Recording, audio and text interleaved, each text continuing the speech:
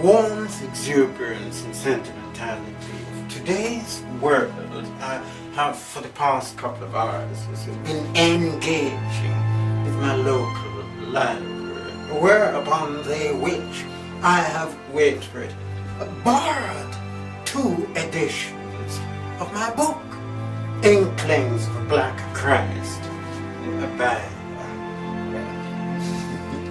Pitman, Browne, 1998. This was my first edition, followed by my second. So both editions are currently available in local libraries. This brings me now into appropriate identification with part 2 of Inklings of a Black Christ poem.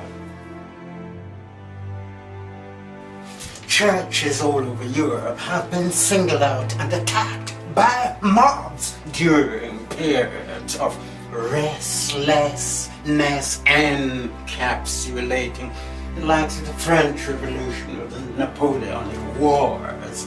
Now, the question general members of the public were asking was, why is it that ecclesiastical authorities have rendered it incumbent upon themselves to install the likes of black Madonnas, black Christs upon the high altars of their churches?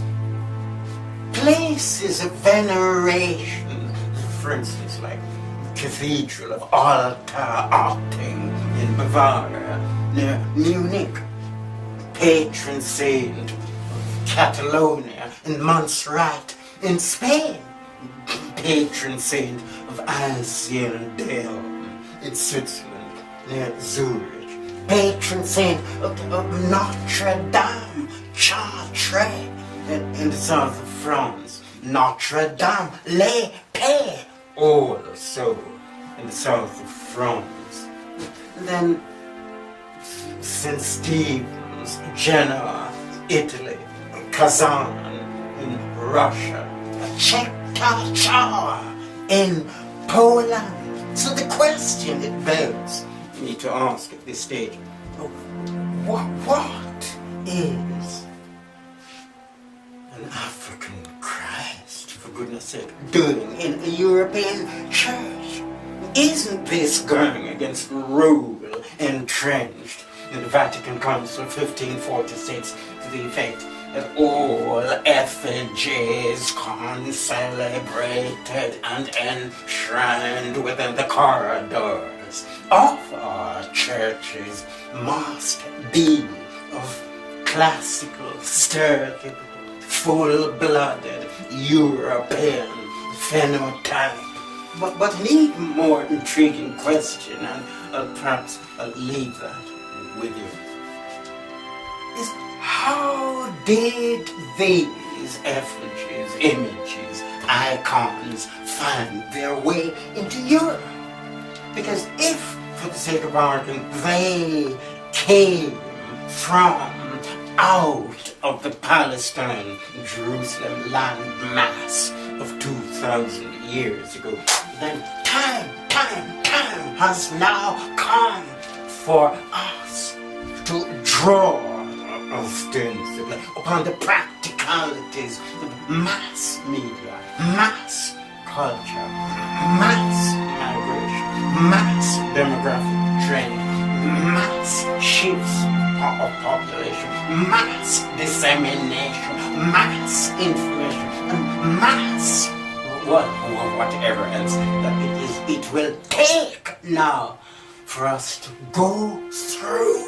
We must go through. We will to the pines and grapevines of what will be the 2012. Wait until it comes, brother and sisters. Let's not forget this.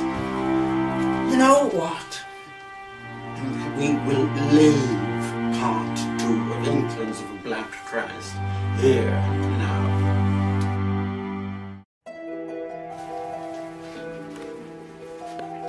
Now, having said all of this, there is a part of the Black Christ poem which I just didn't bother. You'd call it an addition, an appendage, an addendum is just a provocative part of the script, and it goes like this: modify oh, modify oh,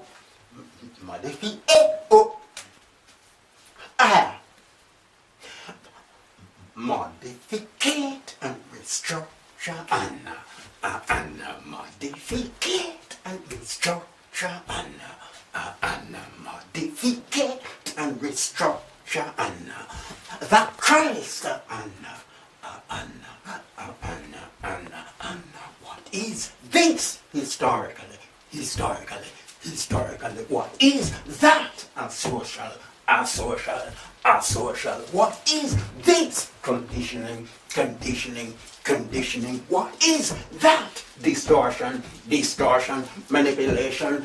Distortion. What is this? Ostensibly. Polemically. Ostensibly. What is this? Didactic.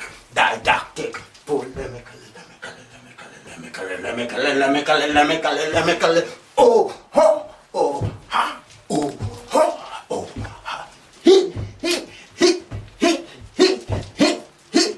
This is a bit like 1960s when the blue beat was just about getting into vogue, into fashion.